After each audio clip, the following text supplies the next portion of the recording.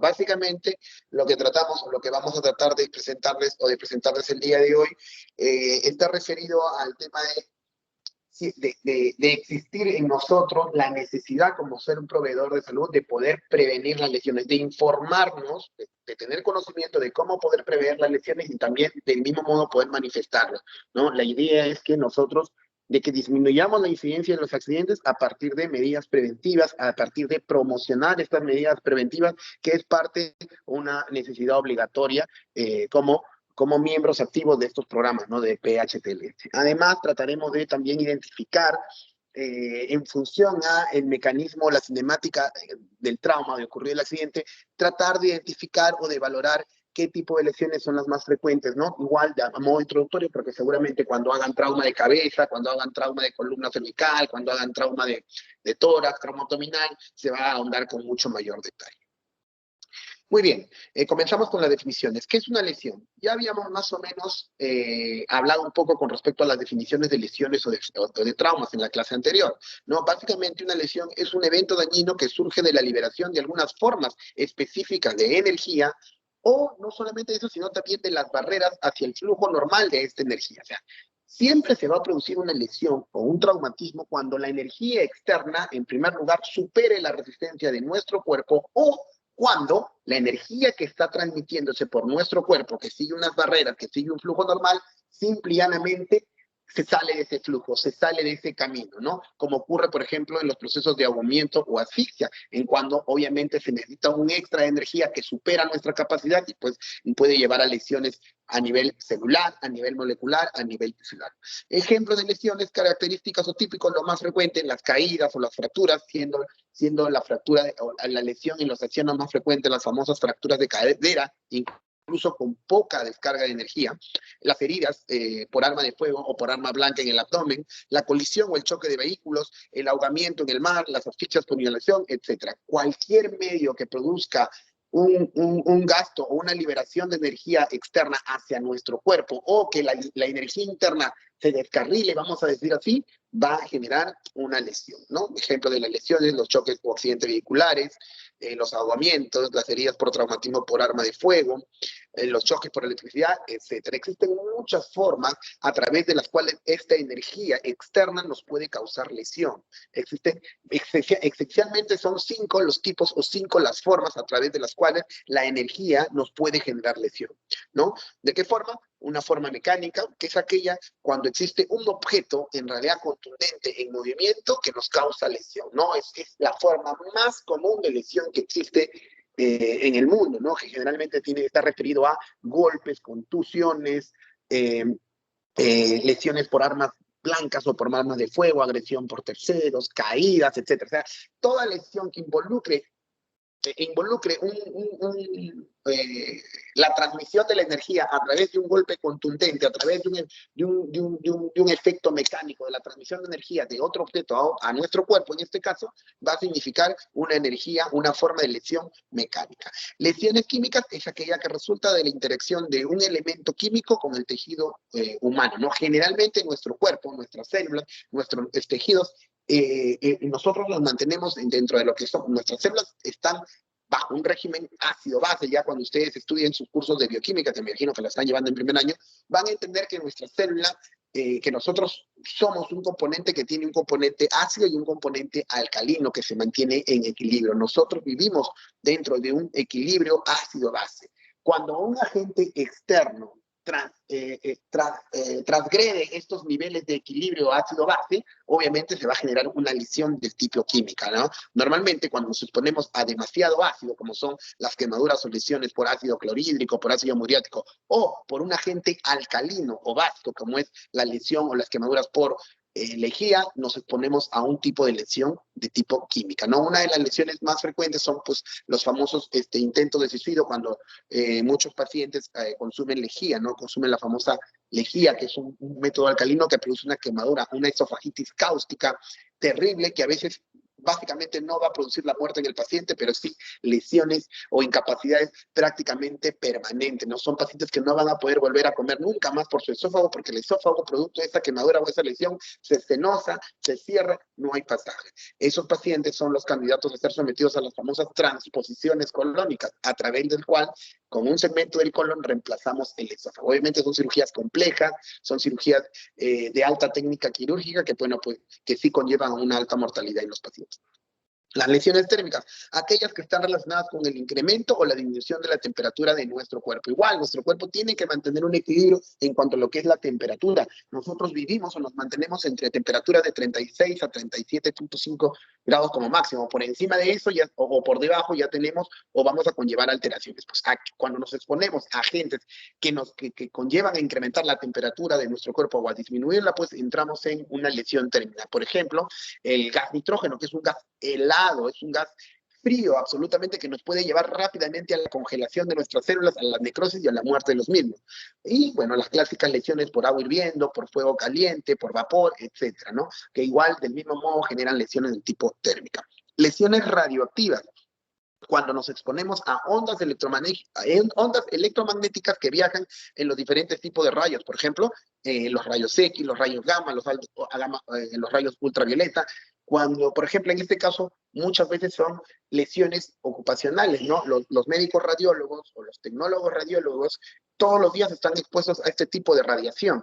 Por eso es que tienen que utilizar protección o equipo de protección especial que bloqueen estos rayos, porque de lo contrario, pues padecerían de una serie de trastornos celulares que a veces no se reflejan directamente en la persona, sino a veces en los descendientes, ¿no? Aunque se han demostrado, se han visualizado quemaduras a nivel de las manos, de los pies. Es por eso que en muchas circunstancias estos trabajadores o este personal de salud que está directamente en contacto o en exposición a esta energía, se les otorga cada 3 meses un tiempo de descanso, se le llama descanso por radiación, que más o menos es de 15 a 20 días para que puedan liberarse, para que puedan salir de ese ambiente radioactivo, ¿no?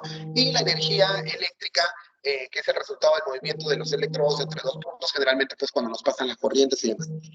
Chicos, un minuto por favor, no, bueno, ya, están llamando por teléfono, pero mejor voy a contar. Muy bien. Muy bien, ejemplos de energía mecánica, ¿no? Los accidentes de tránsito, las caídas de altura, ejemplos de lesiones químicas, ¿no? Ahí vemos cómo, pues, las lesiones de mano, esas úlceras son las lesiones típicas por quemaduras por ácido muriátrico o ácido clorhídrico que se utilizan a veces, sobre todo en las empresas industriales.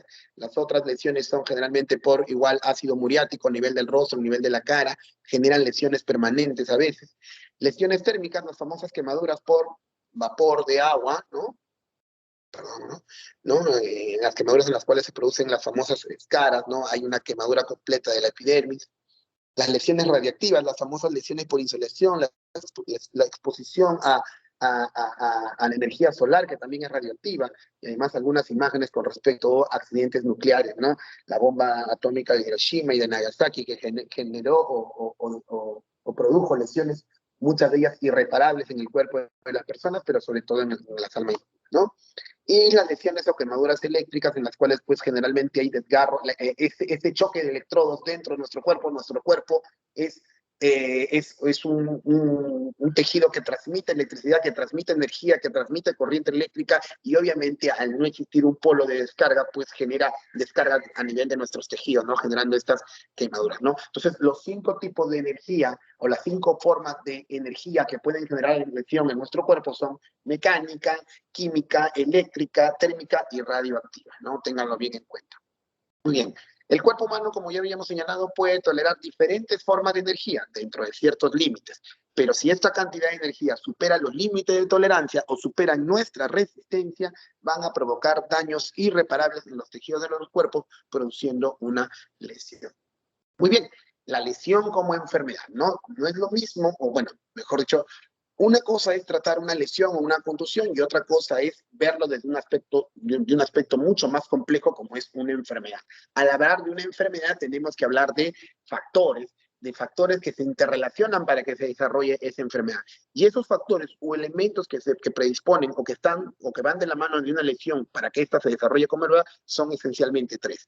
El factor o el elemento huésped, el factor o el elemento energía, o agente productor de la lesión, y el factor ambiente, ¿no? El huésped obviamente somos nosotros, el ser humano, la susceptibilidad, que somos personas lamentablemente susceptibles de sufrir varios accidentes, incluso en varios momentos de nuestra vida. La susceptibilidad de cada persona está en función a ciertos factores inherentes, propios de cada persona. No todos tenemos la misma resistencia, no todos tenemos la misma capacidad de soportar la liberación de energía, ¿no? Obviamente, ¿no? Tienen que ver en función a muchos factores, como por ejemplo el tiempo de reacción. En la medida que somos adultos jóvenes, ¿no? Probablemente vamos a tener mayor capacidad de reacción, mayores reflejos, vamos a decir así, para poder soportar o para poder reaccionar ante situaciones imprevistas, como de repente caídas, tenemos mucho mayor equilibrio, ¿no? Para soportar de repente al dar malos pasos, pero esto no ocurre, por ejemplo, en los ancianos o en los niños muy pequeños, que lamentablemente su capacidad de reacción no es tal, que ante pequeños desequilibrios del cuerpo pueden generar caídas y lesiones importantes, ¿no? Entonces, existen muchos factores que son intrínsecos propios de la persona, la edad, del mismo modo las creencias, ¿no? A veces existe el fanatismo religioso a través del cual, bueno, yo soy católico, yo creo en Dios, creo que como la mayoría de nosotros, pero también tenemos que a veces ser algo conscientes o algo realistas, que hay situaciones de peligro que nos obligan a ponernos en buen recaudo, ¿no? Sin embargo, existen otras religiones, a veces demasiado extremistas, como por ejemplo la religión musulmana, ¿no? Que en realidad sus principios religiosos se basan en el hecho de que ellos pueden soportar o tolerar cualquier tipo de energía externa siempre y cuando estén de la mano de su Dios, ¿no? Y eso pues hace de que incluso se coloquen bombas, ¿no? Para tratar de, digamos, estar expuestos a una guerra religiosa, que en realidad pues no conlleva a ningún lado, ¿no? Pero obviamente eso tiene que ver mucho con un fanatismo religioso, ¿no?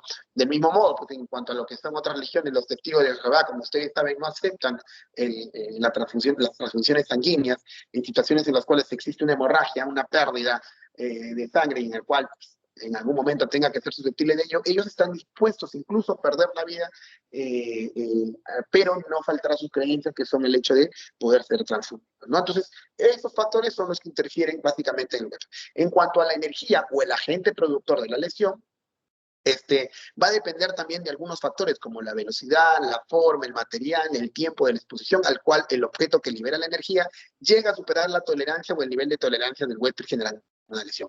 Obviamente, que no es lo mismo, por ejemplo, estar expuestos a la explosión de algún huetecillo, de algún pequeño pirotécnico con poca pólvora, que estar expuesto, pues, el famoso incendio en Mesa Redonda, en la cual prácticamente encadena una explosión de una serie de fuegos pirotécnicos que concluyó con la muerte de más de 200 personas en el centro de Lima, a propósito de los 20 años de esa famosa explosión, ¿no? Hace 20 años en Mesa Redonda, bueno, ustedes deben haber sido, casi la mayoría no tiene recuerdo de ello, pues fue una explosión, una tragedia realmente nacional, que se produjo por el simple encendido de un solo pequeño juego pirotécnico, pequeño fuego artificial, que pues que condujo a una debacle o una desastre, ¿no? Entonces, obviamente estaban todos los elementos acumulados y eso.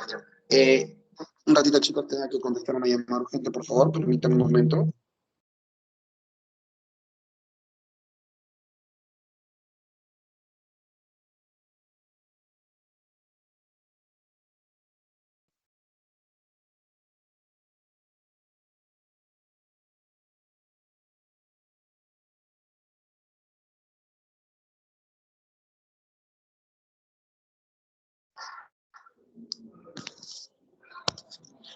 Hola, chicos, ¿se me escucha?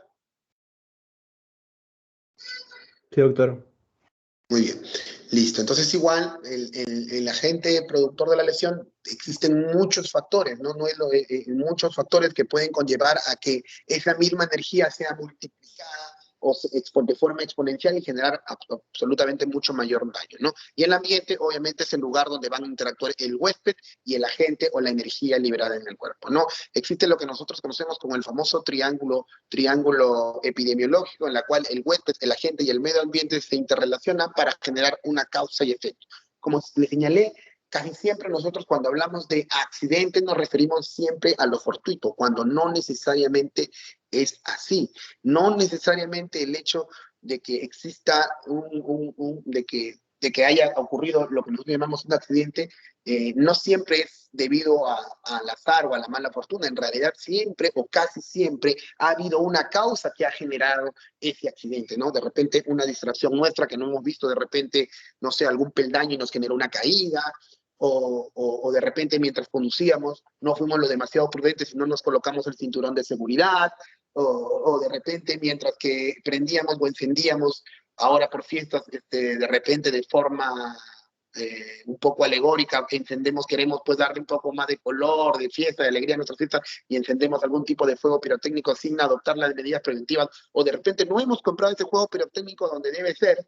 Entonces, obviamente, básicamente muchos de los accidentes o de los famosos accidentes, entre comillas, o lesiones que ocurren se deben muchas veces a una falta de toma de precauciones, ¿no? A veces más parten o más se producen estos debido a que existe una causa que casi siempre es la imprudencia, casi siempre es la falta de responsabilidad, casi siempre es el olvido, casi siempre es una distracción, ¿no? Entonces, en realidad, como ya les señalé, las lesiones o los accidentes no siguen el principio de casualidad, que era lo que antes se tenía, sino siguen un principio de causalidad. Muy bien, y al respecto, el doctor William Haddon reconoció que la lesión puede dividirse, como ya en tres fases específicamente. Una fase pre-evento, que son todas las circunstancias que están interrelacionadas o relacionadas antes de la lesión, la fase del evento, que es el momento cuando se libera la energía, y la fase post-evento, todas las consecuencias que van a estar involucradas detrás de la lesión, ¿no? Y bueno, del mismo modo, si nosotros interrelacionamos las fases de Haddon, ¿no? Que es el pre-evento, el evento y después del evento, lo interrelacionamos con el triángulo epidemiológico en las cuales están involucradas el ser humano, el agente de la lesión o la energía y el ambiente, vamos a encontrar lo que se conoce como la matriz de Haddon.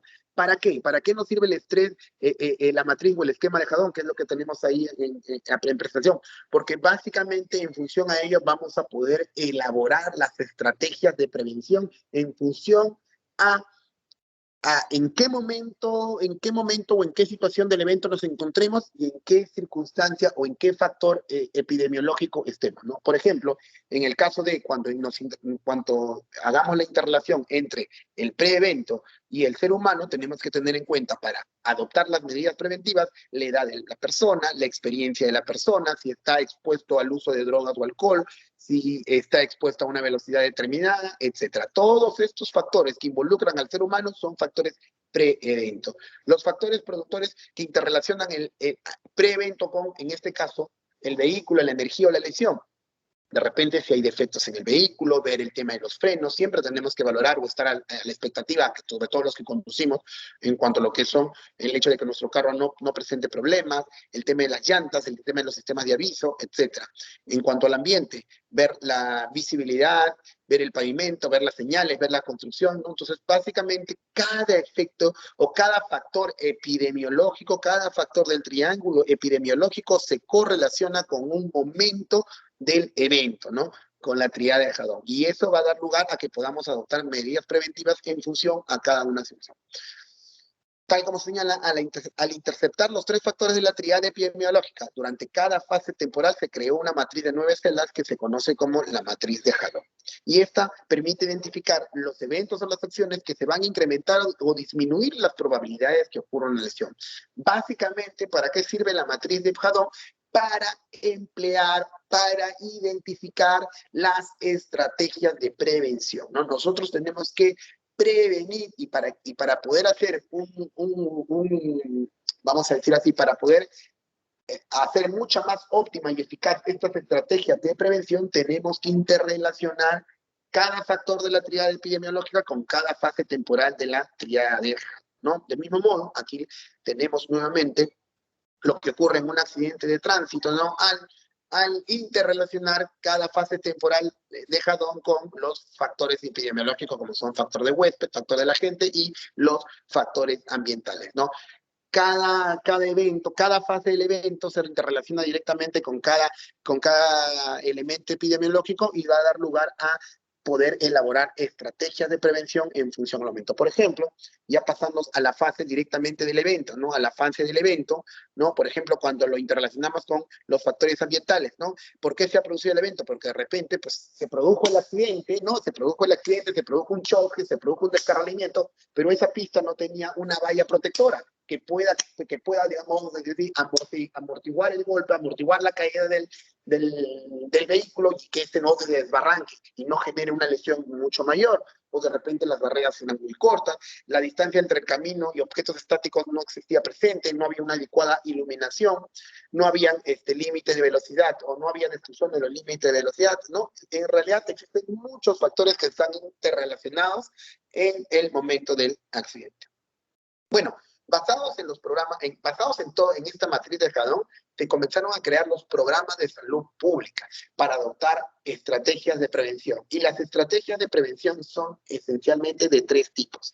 Tenemos la famosa prevención primaria, secundaria y terciaria. Y estas estrategias de prevención, tanto primaria, secundaria o terciaria, se interrelacionan con los momentos del evento, con los momentos de la lesión.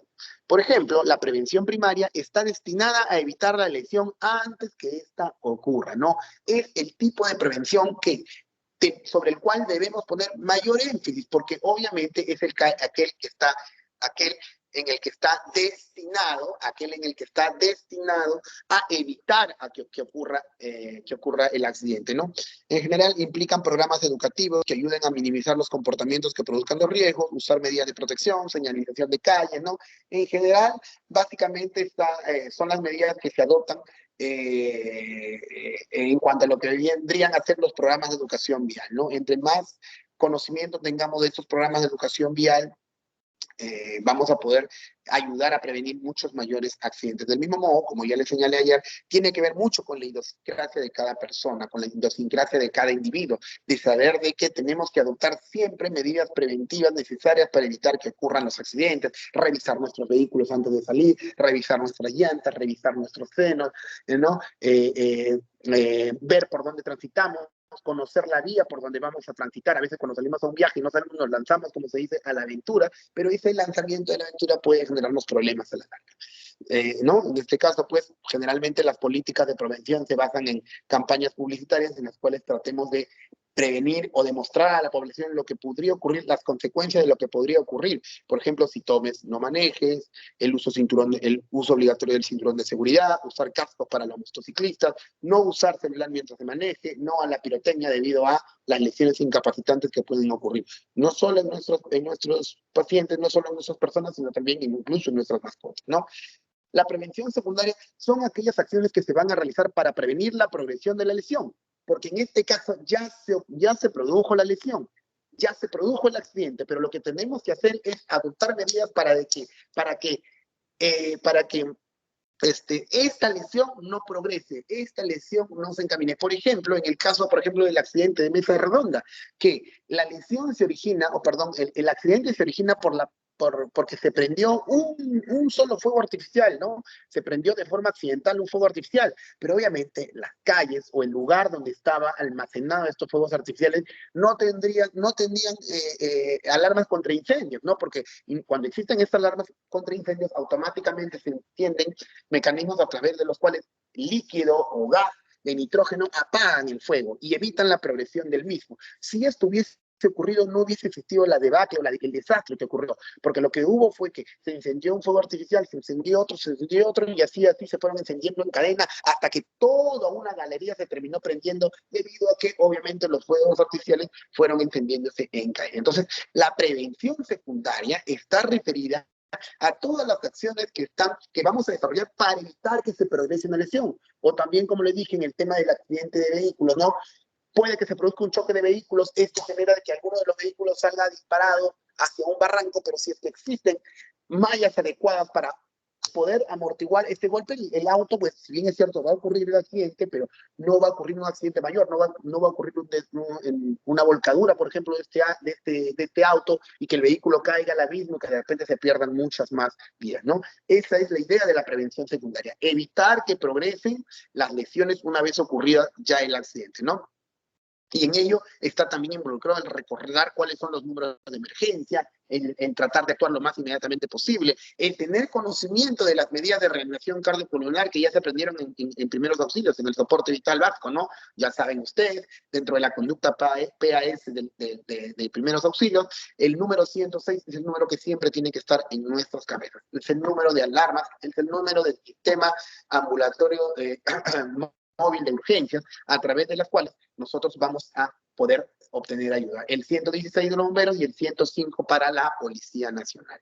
Y la prevención terciaria está orientada a minimizar la probabilidad de muerte o discapacidad de largo plazo por una lesión después de que ha ocurrido, ¿no? Ya esto tiene que ver cuando ya estamos lamentablemente afrontando las consecuencias de la lesión, ya estamos afrontando las consecuencias del accidente, y lo que tenemos que hacer es adoptar medidas para evitar de que esto conlleve a una muerte. Por ejemplo, un paciente que se accidentó, lamentablemente tuvo como consecuencia, vamos a decir así, el hecho de que haya tenido una amputación de miembros inferiores, por ejemplo, lamentablemente se tuvo que amputar una pierna porque tuvo una lesión con una fractura expuesta, con minuta, con pérdida de la irrigación, y tuvo que ser amputado, ¿no? Obviamente este paciente a la larga, debido a que ya no se moviliza, debido a que el paciente tiene una incapacidad permanente, es un paciente que en primer lugar puede entrar en un tema de depresión, puede entrar en un tema de ansiedad, puede llevarlo incluso a poder tratar vamos a decir así, tratar de dañarse a sí mismo, ¿no? Tratar de quitarse la vida. Entonces nosotros tenemos que adoptar medidas necesarias para brindar el apoyo o el soporte psicológico a este paciente y pueda tolerar su nueva condición, que si bien es cierto es una condición, pues no de las mejores, pero por lo menos hacerle entender que está con vida y que existen muchas terapias de rehabilitación, puede utilizar prótesis, que pueden hacer de que su vida sea lo más normal posible. Entonces, al adoptar estas medidas, por ejemplo, de rehabilitación mental o de salud mental, estamos haciendo un tipo de prevención terciaria, ¿no? Básicamente en el tema de la realización. Muy bien, entonces una vez más, la matriz de Jadot básicamente lo que nos va a permitir o lo que nos va a ofrecer es poder planificar estrategias de prevención, tanto primaria, secundaria o terciaria, o prevención pre-evento, evento o post-evento, y de esta manera tratar de disminuir los accidentes, ¿no? Muy bien, la problemática de las lesiones tiene que ver básicamente con las estadísticas o la epidemiología de los mismos, que ya hemos visto, ¿no? Las muertes por lesiones es el mayor problema de salud pública en todo el mundo, ya que origina aproximadamente 14.000 muertes diarias, 14.000 muertes diarias. Al año mueren unas 5 millones de personas en el mundo por accidentes en general. Y en la mayor parte de países, sin importar su nivel de desarrollo, las lesiones figuran entre las 5 primeras causas de muerte, como ya hemos visto. E incluso, como ya lo señalamos también en la clase anterior, los accidentes de tránsito, el traumatismo o la lesión es la tercera causa de muerte después de las enfermedades circulatorias y después de las enfermedades oncológicas, y es la primera causa de muerte en los menores de 40 años. Las lesiones producen el 9% de las muertes en el mundo y el 16% de todas las discapacidades, sean temporales o permanentes. Y como ya habíamos señalado, para personas de 5 a 44 años de edad, 6 de cada 10 causas potenciales de muerte se relacionan con las lesiones, ¿no? En el año 2000, las lesiones se encontraban, o los accidentes de tránsito se encontraban dentro de las 10 primeras causas de muerte, pero para el año 2016 ya han comenzado a escalar y se encuentran dentro de las 8 primeras causas de muerte. Probablemente de acá a unos 15 años más, lamentablemente, se cree o se sospecha de que estas lesiones van a seguir incrementándose como causa de muerte de los pacientes. Los hombres tienen un mayor riesgo, una mayor predisposición de padecer de lesiones y finalmente morir por estas, ¿no? El porcentaje o el grado de riesgo es el doble que el de las mujeres. Más del 90% de todas las muertes relacionadas con lesiones ocurren en países de bajos y medianos ingresos, en realidad, porque esto, vamos a ser sinceros, esta idiosincrasia tiene que ver también con el aspecto socioeconómico, ¿no? Cuando no hay buena educación desde niños, cuando no hay buenos patrones básicos de conducta, seguramente esto tiene vamos a decir, tiene una implicancia directa sobre los accidentes. Las 8 causas principales de muerte relacionadas con lesiones son, ya específicamente dentro de las lesiones, ya estamos hablando de las lesiones, no de causas de muerte en general, sino causas de muerte por lesiones o por traumatismo, tenemos las lesiones de tránsito, la violencia autoinfligida, la violencia interpersonal. La violencia autoinfligida nos referimos a los suicidios o los intentos de suicidio, la violencia interpersonal, ¿no? Y aquí están involucrados los feminicidios, los homicidios, etcétera, el ahogamiento, el envenenamiento, las guerras, las caídas y el fuego, ¿no? Como causas de muerte, ojo, ¿no? Como causas de muerte. ¿No? La distribución mundial debido a los traumatismos, igual, siempre los traumatismos causados por el tránsito o los accidentes de tránsito vienen a ser la primera causa de lesiones o de traumatismo. Casi la cuarta parte de las muertes por lesión o traumatismo o accidentes vienen a estar dadas por los accidentes de tránsito, ¿no? Las lesiones de tránsito, en el 2012 aproximadamente 1.3 millones de personas en el mundo murieron como resultado de los accidentes o lesiones de tránsito. Las lesiones de tránsito son las principales causas de muerte en niños y jóvenes entre los 10 y 29 años de edad, y la mortalidad está relacionada, en realidad, en la mortalidad en el tránsito es casi siempre mucho más alta en hombres que en mujeres. Bueno, esto en realidad tiene que ver un poquito también en cuanto de que hace unos años habían más hombres que manejaban que las mujeres. En realidad ya básicamente las mujeres choferes están igualando, digamos, en la proporción de varones que manejan, pero por una razón probablemente también idiosincrática, las mujeres tienden a ser algo más responsables a la hora de manejar. En cuanto a las quemaduras relacionadas con el fuego, más o menos para el año 2012, 195.000 muertes por quemaduras relacionadas con el fuego. Las mujeres del sudeste asiático tienen las tasas más altas de mortalidad por quemaduras relacionadas al fuego, ¿no? Al hablar del sudeste asiático hablamos de Corea, de Taiwán, en donde existe mucho lo que es la cocina en base a leños, de la cocina, o las cocinas o los hornos de campo, ¿no? En donde utilizan bastante fuego, y ellos utilizan varios elementos combustibles para poder avivar mucho más fuego, y eso genera o está relacionado a las lesiones por quemaduras con fuego vivo, ¿no? En esa zona del mundo. Los niños menores de 5 años y los ancianos tienen las tasas más altas de mortalidad relacionadas con el fuego, obviamente porque además de estar más expuestos tienen menos reacción al mismo. Lesiones por ahogamiento, aproximadamente unas 400.000 personas se ahogaron en el año 2004. De casi todas las muertes por ahogamiento, un 97% ocurre generalmente en países de bajos o medianos ingresos, ¿no? Los niños menores de 5 años tienen las tasas más altas de mortalidad por ahogamiento, con más del 50% de los casos, y los hombres de África y del Pacífico tienen las tasas más altas de mortalidad por ahogamiento, ¿no? Ahí podemos ver, el ahogamiento viene a significar en los niños una de las principales causas de muerte, está como tercera causa de muerte después de la meningitis y después de la infección por HIV, ¿no?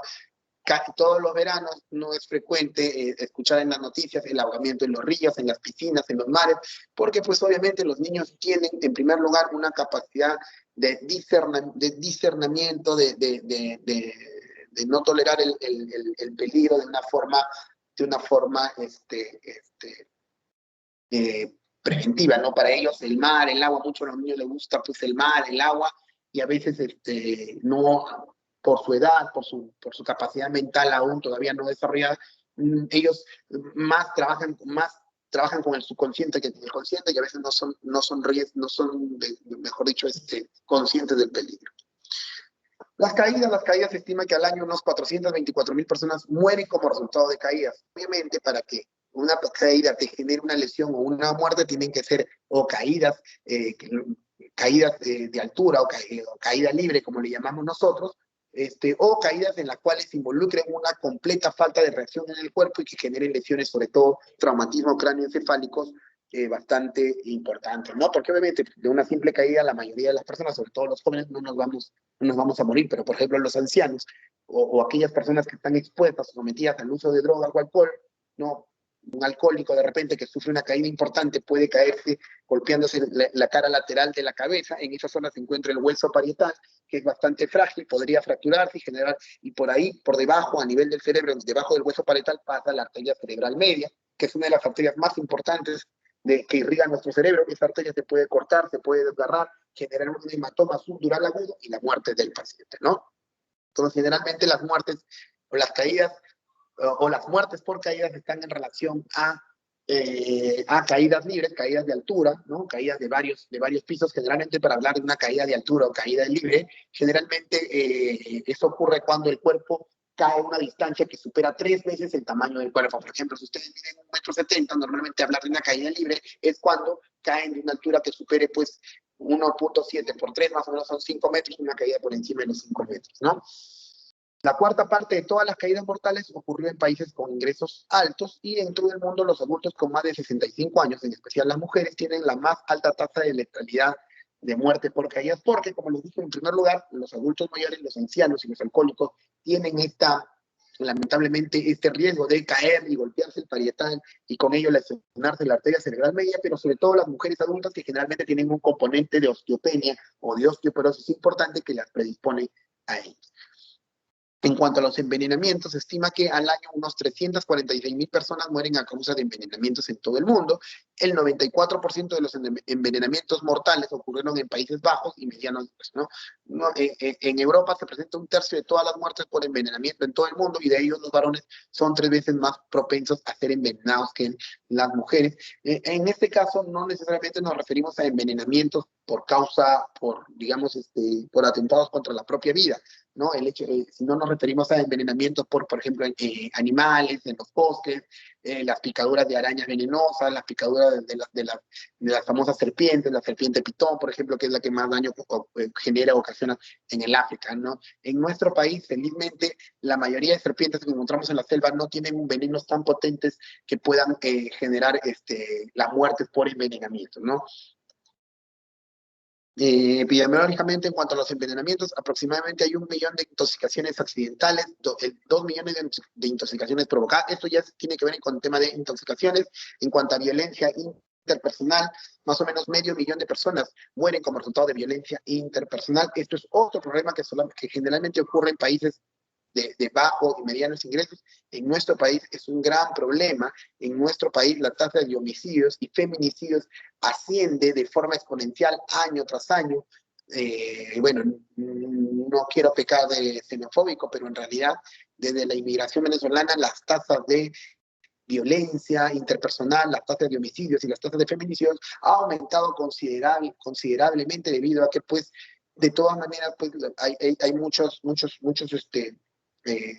vamos a decir así, amigos venezolanos que no tienen las mejores costumbres. Ojo, no solo venezolanos, sino también colombianos, sino de afuera, que probablemente entran en conflictos con los angelitos que viven en nuestro país, nuestros conciudadanos, que también no son unas joyitas, y obviamente en este proceso de tratar de controlar las calles, de tratar de controlar bandas, generan violencias interpersonales, que está trayendo como consecuencia que las tasas de homicidios, de feminicidios, de muertes por agresión por terceros se eleve cada vez más en nuestro país. No existe un solo día en el cual no encontremos en las noticias el asesinato de alguna persona o el accidente de otra persona.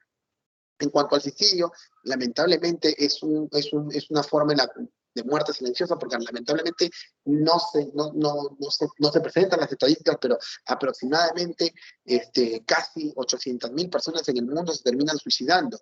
También ocurre generalmente en países de medianos y bajos ingresos, casi el 86% de los mismos. A nivel de Asia, en China específicamente, las mujeres de China tienen una tasa de suicidio de casi el doble en comparación con el resto del mundo, y esto, bueno, se prevé que tiene que ver un poco con el tipo de sociedad que existe en China, que si bien es cierto, es una sociedad muy trabajadora, también es una sociedad que deslinda o que no deslinda con los niveles de esclavitud. Existen muchos países, es una república socialista, es una república en la cual su política, su economía se basa en el bien común, y a veces con ciertas restricciones a todo nivel, sobre todo, y también existe un poco el machismo, siendo las mujeres las más perjudicadas y las que, pues, sufren más de ansiedad, sufren más de depresión y terminan acabando con su vida, ¿no? Más del 50% de los suicidios fueron cometidos por personas cuyas edades iban entre los 15 y 45 años de edad.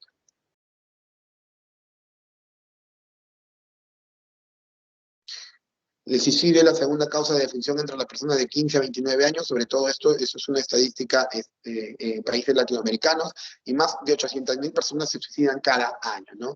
Generalmente tenemos que tener muy en cuenta de que normalmente si una persona habla de suicidio, a veces son indicativos de que una persona va a llegar a tratar de atentar contra su vida, aunque no necesariamente lo logre, ¿no? Por eso que siempre es importante tratar de conversar. Una persona que está deprimida, ansiosa, siempre es importante tratar de ahondar el tema, ¿no? Existe un mito en el cual dicen de que quienes hablan de suicidio no tienen la intención de cometerlo. Eso se ha demostrado que es absolutamente falso. A veces uno dice, no, él habla de que se quiere matar, en realidad eso quiere decir que no se va a matar. Eso es falso, eso era una leyenda urbana o era un mito que por muchos tiempos se ha venido manejando, ¿no? Si la persona habla de suicidio es porque no va a tener el valor de hacerlo, y en realidad no es así, ¿no? Quienes hablan de suicidio pueden estar pidiendo ayuda o apoyo, porque en realidad es lo que hacen. Cada vez que comienzan a hablar de suicidio es porque lo que de forma indirecta buscan es que la persona que los escuche y sienta su real necesidad, ¿no? La mayoría de los suicidios han sido precedidos por signos de advertencia verbal o conductual. Desde luego, algunos suicidios, por supuesto, que se cometen sin advertencia previa, pero es muy importante conocer los signos de advertencia y tenerlos siempre presentes, ¿no? Una persona que comienza a hablar de muerte, de cómo será más allá de la muerte, de que a veces prefieren estar muertos antes de seguir la vida que están viviendo, probablemente son signos claros de que la persona está a punto de cometer un suicidio, ¿no? Lo ideal para prevenir la ocurrencia de una lesión implica tratarlo antes de que ello ocurra, y con ello se liberan de daños al paciente, a la familia y a la sociedad de una posible muerte o una larga rehabilitación. Siempre es importante tratar de anticiparnos a las lesiones, anticiparnos a las posibles consecuencias que puedan generar las lesiones, ¿no? Se estima que por cada dólar gastado en detectores de humo se ahorran $69 en incendios. O sea, a veces uno dice, pero ¿para qué voy a gastar en esto si a la larga, ya que no, como no ven el dinero que es retribuido inmediatamente, a veces creen que eso nunca va a pasar, ¿no? Es como las personas que adquieren un seguro. A veces digo, pero ¿para qué voy a comprar un seguro si más es lo que gasto y lo que gasto y lo que gasto, ¿no? En realidad no saben la importancia de lo que significa el hecho de prevenir, ¿no? Por ejemplo, en el mercado central, en Mesa Redonda, donde ocurrió el accidente de la explosión del año pasado, el accidente del incendio del año pasado, si se hubiesen gastado con más extintores, en alarmas contra incendios, en un sistema de circuito cerrado contra los incendios, probablemente se hubiesen ahorrado una serie de daños materiales irrecuperables y sobre todo de vidas humanas que no tienen costo o que no tienen precio, ¿no? Por cada dólar gastado en cascos de seguridad para bicicletas se ahorra $29, por cada dólar gastado en asientos de seguridad para niños se ahorra $32, etcétera, ¿no? Cada gasto en la aplicación de estrategias de prevención no tiene precio de recuperación, siempre va a ser retribuido porque se evitan una serie de daños o lesiones. Bueno, y algunas palabras con respecto a la cinemática del trauma. Tenemos que saber de que nuestro cuerpo es materia también, y por lo tanto está dispuesto o está predestinado a sufrir también los cambios que involucran las leyes de la física, ¿no? Nuestro cuerpo, si se le aplica una fuerza, si se le aplica una fuerza, obviamente los daños producidos como consecuencia de esa fuerza van a depender de los parámetros que involucran el tema de la fuerza, ¿no? Que es, en este caso, la masa sobre la aceleración, etcétera, que sigue las leyes de la física en nuestro cuerpo, ¿no? La aceleración, la desaceleración, la fuerza, la masa, etcétera.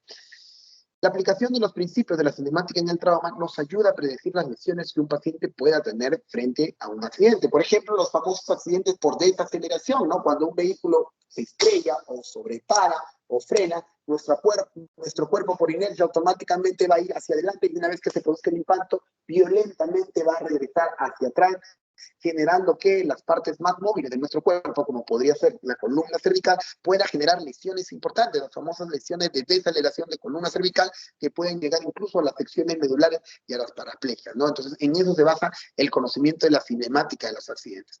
Si no nos basamos en estos principios, la sospecha y la predicción no existen e impactarán directa o indirectamente sobre la evolución de nuestro paciente. Por ejemplo, si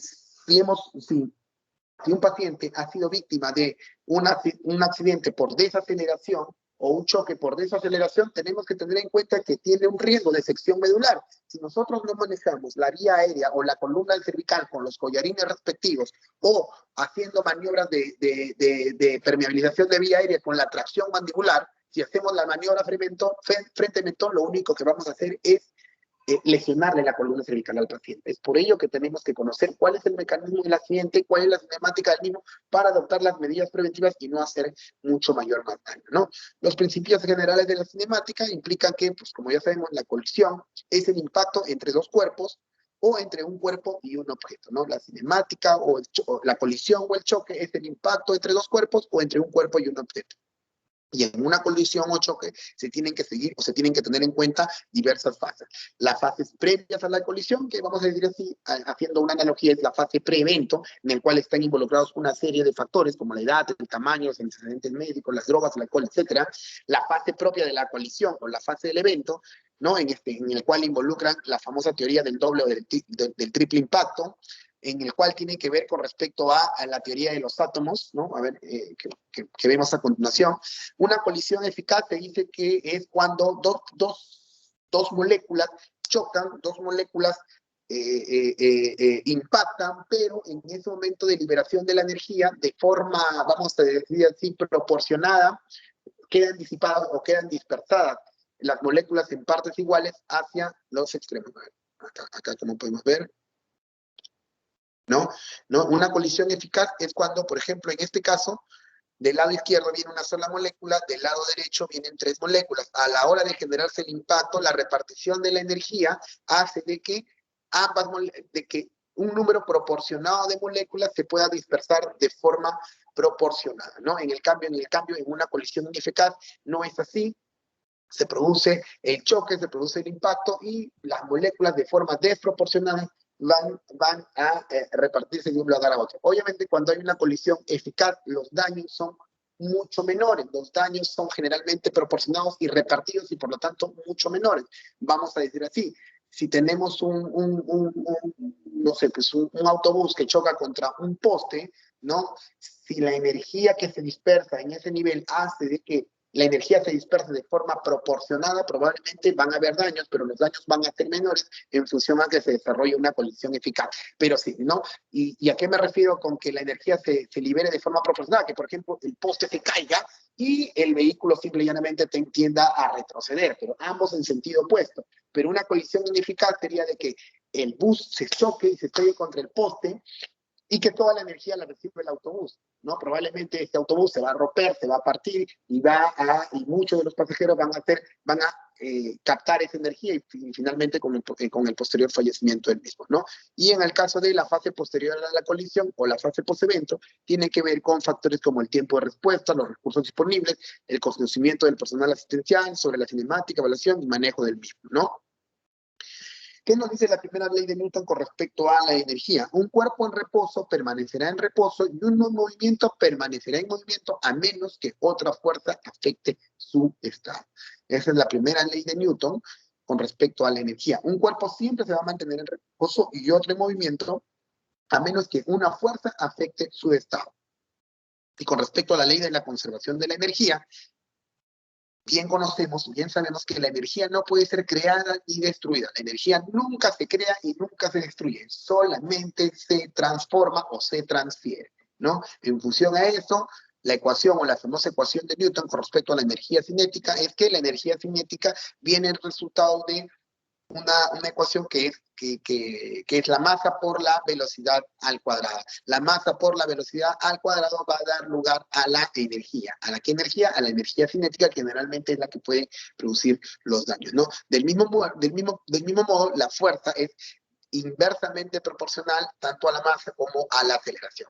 La misma fuerza ejercida a una masa más grande va a conllevar a la consecuente aceleración mucho más pequeña, ¿no? O sea, por ejemplo, en este caso, la fuerza tiene el mismo tamaño, en este caso la masa es mucho más pequeña y aumenta la aceleración, y en viceversa, esta misma fuerza más pequeña, pero sobre una masa mucho más grande, va a generar una menor aceleración del mismo, ¿no? En el ejemplo, obviamente, por ejemplo, esta persona, ¿no? Esta persona aplica una fuerza sobre esta pelota de golf. Obviamente esta pelota de golf va a salir disparada con una aceleración pues, brutal, ¿no? Va a salir disparada y va a recorrer varios metros, incluso puede varios metros de distancia.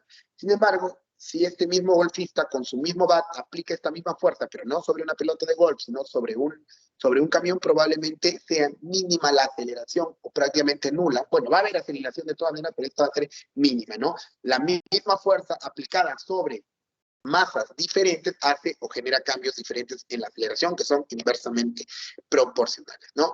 Intercambio de energía. A mayor densidad del tejido afectado, mayor cantidad de partículas afectadas por una fuerza, y a menor densidad del tejido afectado, mayor deformidad generada por la fuerza del efecto, ¿no? ¿A qué nos referimos con eso? ¿A qué nos referimos con la densidad, no? Mientras que un cuerpo sea mucho más compacto, mientras un cuerpo sea mucho más denso, obviamente, si bien es cierto, va a resistir la fuerza de la cavitación, pero también va a transmitir la fuerza con mucha mayor fuerza. Las partículas van a estar mucho más afectadas por la fuerza. Mientras que si un cuerpo es mucho más denso, va a lograr disipar mucho más de energía. Y en este caso, por ejemplo, el claro ejemplo es pues, el hecho de golpear dos estructuras. Si nosotros golpeamos una almohada, probablemente la almohada logre tolerar mucho más esa fuerza y pueda disiparla, ¿no? Mientras que si nosotros aplicamos una fuerza o un golpe sobre una pared, seguramente esta fuerza no se va a poder disipar con la misma energía sobre ese tejido duro, y por el contrario va a ser percibida con mucha más, esta fuerza o esta energía se va a transmitir a nuestra mano, que es obviamente mucho más densa, ¿no? Por eso es que cuando golpeamos una colchoneta, no es lo mismo golpear una colchoneta que golpear una pared, ¿no? Obviamente la pared está hecha de una estructura más densa, lo que hace de que la energía que nosotros estamos aplicando, obviamente, sea retransmitida o sea derivada a nosotros mismos por la densidad de los cuerpos, ¿no? En cuanto a lo que es la teoría de la cavitación, ¿no? Del mismo modo, ¿no? Esta pelota blanca que es disparada con una fuerza a través de un taco de bolas de billar, ¿no? De la vara de las bolas de billar, obviamente va a generar una fuerza que va a ser transmitida a todas las pelotas, ¿no? Y esta energía se va a disipar rápidamente en la medida de que se generen cavidades o se generen espacios entre cada una de estas pelotas, ¿no?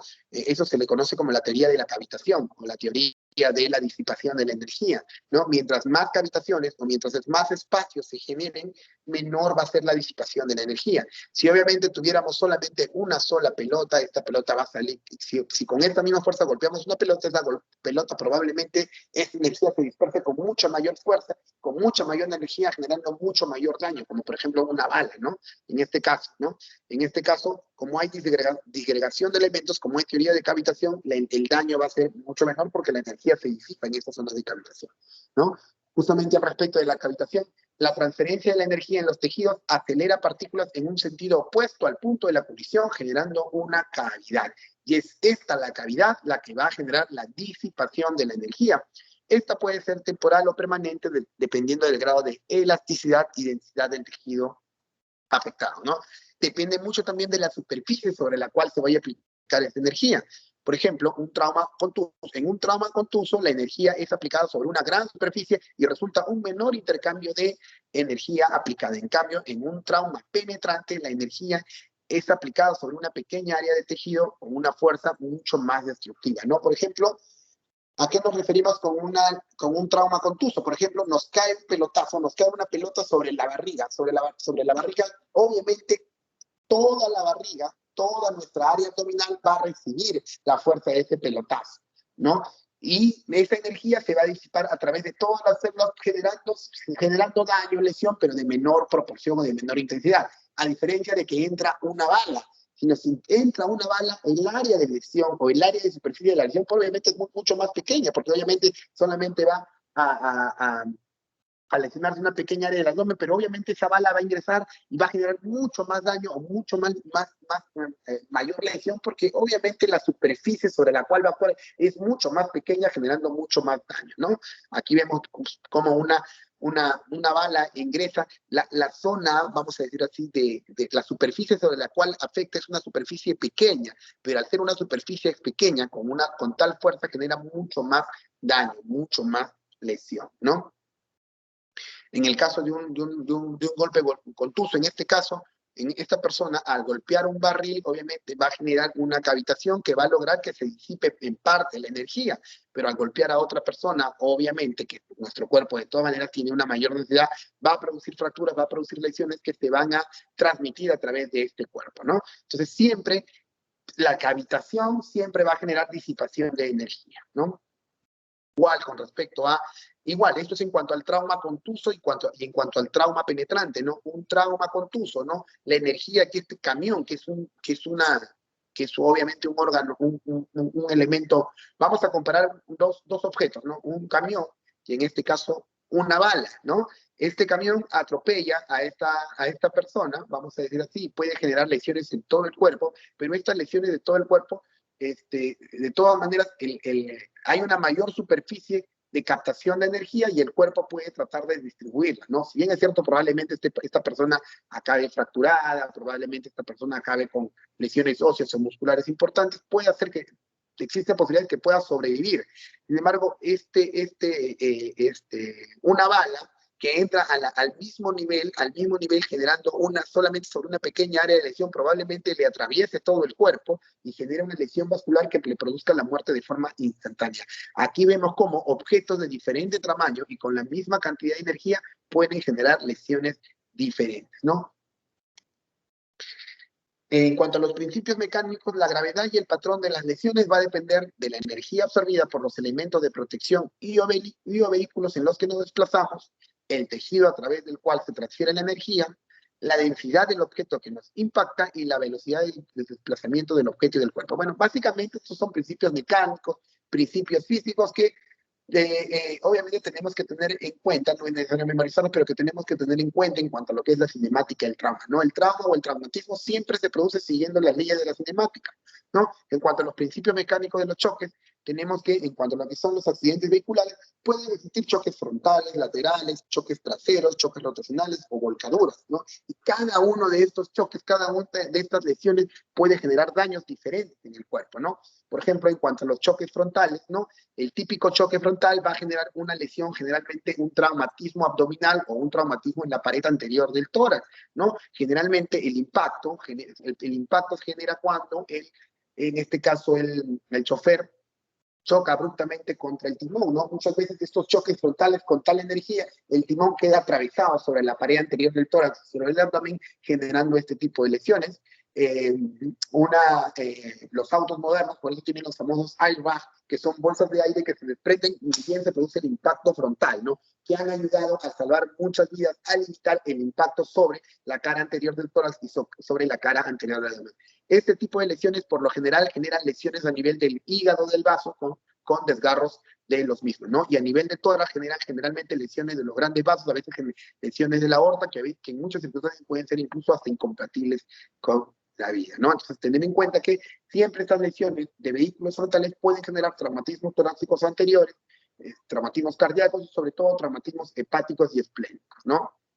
En cuanto a lo que son choques frontales, existen dos tipos de impactos de choques frontales. Uno, cuando solamente se impacta la cara lateral del vehículo y otros cuando el vehículo atraviesa el espacio o la cavidad de los pasajeros, ¿no? En el caso del primero, cuando solamente ha habido un choque con una transmisión, generalmente las lesiones son a nivel de costillas o a nivel de la articulación del miembro superior, de lo que es la fractura escapular, se le llama fractura de hombro, fractura de omóplato. Cuando ya la lesión, o en este caso cuando el vehículo invade el espacio, ¿no? Invade, digamos, el espacio del pasajero o del piloto, generalmente ya las lesiones que se producen son ya no solo a nivel de la cintura escapular, sino a nivel de la cintura pélvica, ¿no? A nivel de la cintura pélvica con las famosas fracturas de pelvis o fracturas de cabeza de fémur, ¿no? Igual existen impactos laterales con desplazamiento del vehículo, es decir, cuando se ha producido el choque, el vehículo junto con el pasajero salen desplazados, son disparados en el movimiento. Esto puede generar lesiones básicamente por desplazamiento, muy similares a las lesiones por desaceleración, con angulaciones de la columna cervical, ¿no? Es decir, en este caso, el tronco y la base del cuello se van en un sentido y la cabeza se va hacia el otro sentido, lo que podría generar lesiones por secciones medulares. No hay que tener en cuenta ese tipo cuando el impacto lateral ha sido con desplazamiento. Y cuando el impacto lateral ha sido sin desplazamiento, es decir, toda la energía se ha concentrado sobre la zona del impacto, generalmente las lesiones no son a nivel de columna cervical o a nivel de columna lumbar, sino son directamente sobre el lado del cuerpo afectado, generalmente las costillas, generalmente la cintura pelviana, órganos, fractura de fémur, etcétera, ¿no? En donde se recibe todo el impacto o toda la energía. Y lo que le llamaba las famosas lesiones por desaceleración, que se producen a veces por impactos traseros, ¿no? En este caso, el vehículo lo choca por detrás, la persona se va hacia adelante y luego automáticamente, por efecto de la aceleración, se tira hacia atrás. Por eso es importante tener el reposacabezas en posición normal, porque esto nos puede salvar la vida, nos puede evitar este tipo de tracciones o secciones medulares que pueden dar lugar a una paraplegia o una cuadriplegia completa, incluso una sección del bulbo raquídeo con insuficiencia respiratoria y muerte del paciente, ¿no? Entonces, el uso del reposacabezas es muy importante al respecto, ¿no? Con respecto a las volcaduras, normalmente el cinturón de seguridad puede evitar que el paciente pueda ser expulsado, porque si en una volcadura el paciente es expulsado, las lesiones pueden ser mucho mayores, ya que esa energía se está disipando con la salida del pasajero, lo que puede dar lugar a que genere lesiones múltiples, ¿no? Generalmente cuando es una volcadura y el paciente está con el cinturón de seguridad, tanto el pasajero como el vehículo actúan como vamos a decir, una sola unidad, generando que la energía se disipe no solamente en el pasajero, sino en el vehículo. Por lo tanto, los daños sobre la persona son mucho menores, a diferencia de que si el paciente no está con el cinturón de seguridad y la persona sale disparada. Al ocurrir eso, la energía sale disparada con la persona, generando mayores daños. Eso en cuanto a los accidentes vehiculares. En cuanto a los vehículos con moto, también hay accidentes frontales, angulares, de costado, laterales, traseros, por eyecciones, ¿no? Las lesiones por moto son muy frecuentes y las más frecuentes son los impactos laterales, ¿no? Cuando la moto choca y el paciente sale disparado o agredido. Generalmente en muchas circunstancias presentan lesiones de fémur, lesiones importantes a nivel de miembros inferiores y generalmente son los principales pacientes que terminan siendo amputados en las emergencias, ¿no? Cuando los impactos son laterales, generalmente también comprometen miembros inferiores, comprometen rodillas, comprometen cintura escapular. A veces cuando son por arrastre, lo que ocurren son quemaduras o lesiones por arrastre a nivel de la espalda o a nivel del tronco y abdomen posterior. También pueden generar fracturas costales. Las lesiones en peatones generalmente también igual se producen lesiones a nivel de la cintura escapular o a nivel de los miembros inferiores, aunque como ya les había señalado, generalmente cuando se producen lesiones con trauma contuso, la energía se puede disipar en todo el cuerpo y si bien es cierto, pueden causar lesiones como fracturas o contusiones, hay más posibilidades de sobrevida, no hay más posibilidades de poder sobrevivir. En cuanto a los niños, generalmente la energía también, los niños son algo más frágiles y generalmente, lamentablemente, en muchas circunstancias salen disparados o salen, vamos a decir así, con desplazamiento hacia zonas alejadas del impacto, lo que puede generar que no tengan buenas caídas y lesionarse generalmente la cabeza durante el impacto y producir lesiones graves con la consecuente muerte del paciente, ¿no? En cuanto a las caídas, ya les señalé, las caídas de altura se consideran cuando superan 3 veces la altura del paciente. La velocidad aumenta con la altura, es decir, a mayor altura el cuerpo puede caer a mucha más velocidad y por lo tanto con un peor pronóstico de sobrevivencia. La superficie de aterrizaje afecta la distancia del frenado, ¿no? Por ejemplo, no es lo mismo caer sobre concreto, sobre tierra, sobre arena, sobre agua, evidentemente, ¿no? Existe un tipo de caída especial que se le conoce como el síndrome de Don Juan o la caída de pie, ¿no? Cuando un paracaidista, normalmente existen unas técnicas para poder caer correctamente cuando uno está en caída libre, ¿no? Y en el caso de los paracaidistas caen, al apoyar ambos talones de forma inmediata, lo que puede producir es una fractura bilateral de tablón, una fractura de tobillo, ¿no? Una fractura distal de tibia y peroné, una dislocación de la rodilla, una fractura de fémur, una lesión de cadera o una fractura de la columna por compresión, ¿no? Lo ideal siempre es caer primero con un pie, que es el pie más vamos a decir, el pie dominante, ¿no? Si uno es derecho, caer con el pie derecho, siempre con el borde de los pies y después el talón, ¿no? O sea, es decir, la energía tiene que venir desde el vértice hasta la parte distal. Si nosotros caemos directamente de talones, lo que vamos a generar es este tipo de lesiones. O las famosas, pues no sé si han visto, en los microbuses, que una persona va a bajar, como se dice, a la volada, generalmente esto puede generar de que si no pisas con el pie dominante, puede puede generar que te enríes por efecto de la velocidad del vehículo, puede hacer que te caigas, que te fractures el tobillo, que te fractures la pierna, ¿no? En cuanto a lo que son las caídas, ¿no? A mayor altura, la velocidad va aumentando con el riesgo de lesiones mucho mayores. En cuanto a las explosiones, existen fases de lesión en estas explosiones, ¿no? Existe la fase primaria, cuando se producen lesiones por las ondas de presión, una fase secundaria cuando las esquirlas generan lesión, una fase terciaria cuando estas esquirlas hacen que también la persona salga disparada y eyectada, y caiga producto de esta eyección. En la fase cuaternaria es cuando los factores productos de esta explosión, como el calor y humo, generan lesión, y en la fase quinaria es cuando las bacterias, los químicos o los restos humanos generan también lesión, ¿no? Entonces, generalmente cuando hay una lesión, en primer lugar son las ondas las que afectan, pueden romper el tímpano, pueden romper el oído. En segundo lugar, las esquirlas pueden generar heridas, lesiones. La fase terciaria es cuando el paciente sale disparado producto de la explosión y produce caídas o lesiones contusas. En la cuarta lesión, los ácidos o la radioactividad que genera esta explosión, o incluso la misma pólvora, puede ingresar por la boca, puede ingresar por los ojos, puede ingresar por la nariz y generar quemaduras. Y en quinto lugar, estas heridas abiertas, expuestas, pueden ser infectadas o pueden ser previstas de bacterias que pueden infectar y producir sepsis, ¿no? Entonces las explosiones tienen varias fases y pueden producir lesiones a varios niveles, ¿no? Una explosiones en espacio abierto pueden generar, como ya dijimos, varias lesiones al mismo tiempo, ¿no? Puede, por ejemplo, en el caso específico de la detonación de una explosión en espacio abierto, generalmente generan lesiones de tímpano, y estas lesiones van a depender mucho de la distancia, ¿no? De la distancia en la cual se ha localizado la lesión, ¿no? Esto en cuanto nuevamente a las categorías de las lesiones, ¿no? Si son primarias, secundarias, terciarias, cuaternarias, las fases de las lesiones por explosiones y cada una de las lesiones típicas que producen, ¿no? Este cuadrito es importante que lo tengan en cuenta, es un cuadrito que podría venir en el examen, traten de aprendérselo, por favor, ¿no? En cuanto al trauma penetrante, a las lesiones por arma de fuego, la energía de un objeto, que puede ser un proyectil o un arma blanca, se intercambian con las células del cuerpo, y estas son destruidas o aplastadas, dejando una cavidad que puede ser temporal o permanente. A mayor área frontal, mayor tejido y por lo tanto mayor daño. La energía es directamente proporcional al daño, ¿no? Por ejemplo, un arma blanca, el hecho de que un paciente aplique una estocada con un cuchillo, obviamente es una energía mucho más baja que el hecho de disparar un arma de fuego.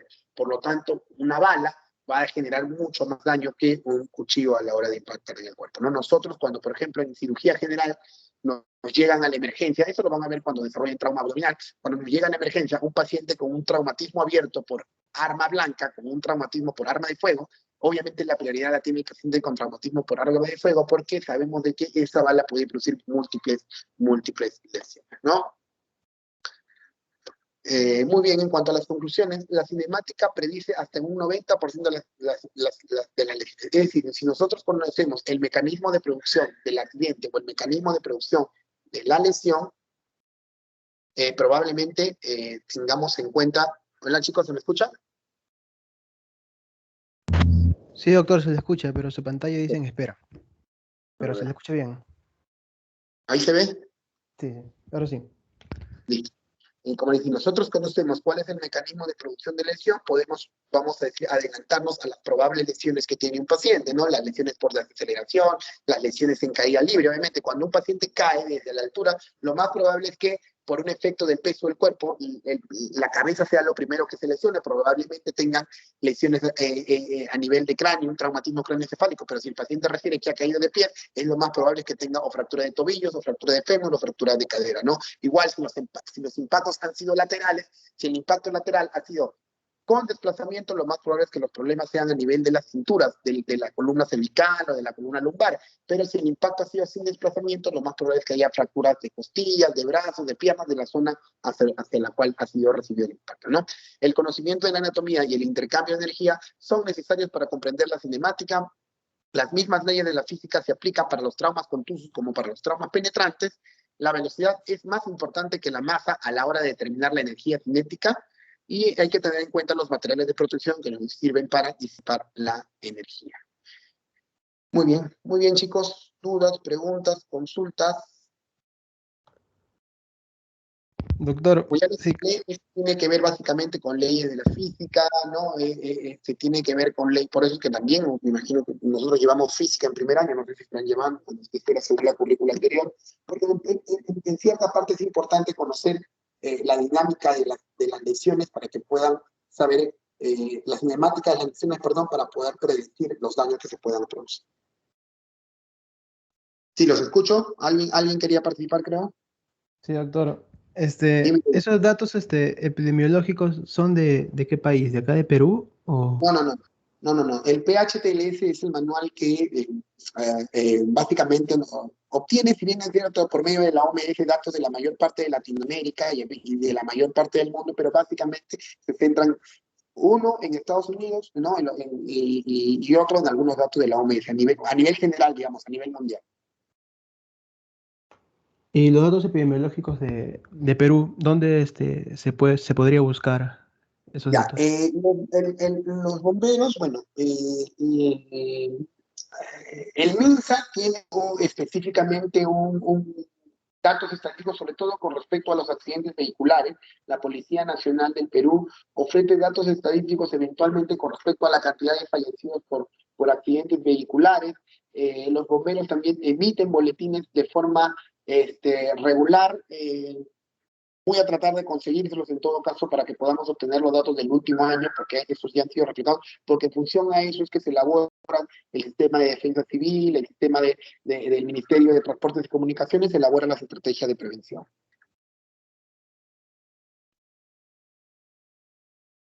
Ok, doctor, gracias. Listo. Y ahí puedes tomar la lista, por favor, la asistencia. Sí, doctor. Ya, y me la envío.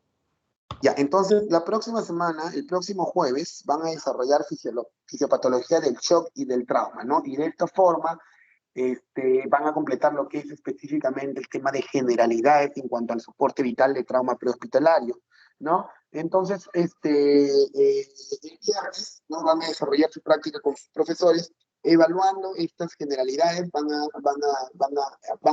hablar específicamente de lo que es la prevención de las lesiones y la fisiopatología del shock y de la muerte, ¿no? Entonces, y de paso que conocen a su docente y cada uno pues manifiesta y desarrollan la forma en la cual van a desarrollar su práctica, ¿no? Se ponen de acuerdo en función al método que desarrolle cada uno de ellos. Ya a partir de la siguiente semana, de la segunda semana, sí, ya vamos a hablar, ya se va a hablar específicamente ya de las acciones o de las medidas de lo que es el PHTLS con el tema de la escena, ¿no? La escena del evento, ¿no? Donde ocurrió el accidente, cómo ustedes van a tener que actuar, cómo ustedes van a tener que analizar la escena del evento para poder adoptar las medidas. En este caso, el doctor Aimé es el que le va a dar informes o reportes al respecto.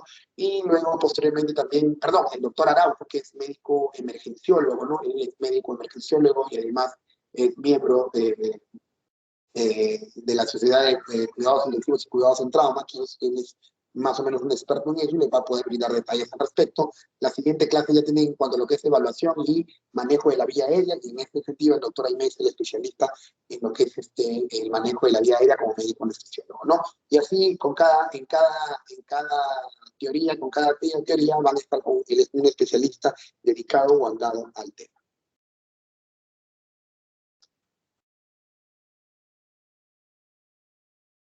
Muy bien, por favor, manténganse, asistan a las teorías. Todas las semanas voy a registrar las teorías. Al cabo de las 8 primeras semanas, ¿no? Vamos a tener el primer parcial, ¿no? Después de las 2 primeras unidades, van a tener que tener 8 asistencias en las clases teóricas. Si tienen 3 faltas o más, que ya es más del 30%, no van a poder rendir el examen teórico. Por favor. Y si no van a asistir o acudir por algún tema, tiene que tener una justificación por escrito. Generalmente es un tema de salud en particular, ¿no? Es un tema de salud, es la única justificación que existe para ausentarse de las clases teóricas. ¿Ok? Muy bien, Yair, las coordinaciones las vamos haciendo por interno. Cuídense, chicos, que pasen un feliz año y ya el próximo año nos estaremos encontrando. doctor, igualmente, muchas gracias. Un feliz año. Feliz año para todos. Gracias, doctor. Feliz año, Gracias, doctor. doctor. Hasta luego. Gracias. Feliz año. Felices. Gracias.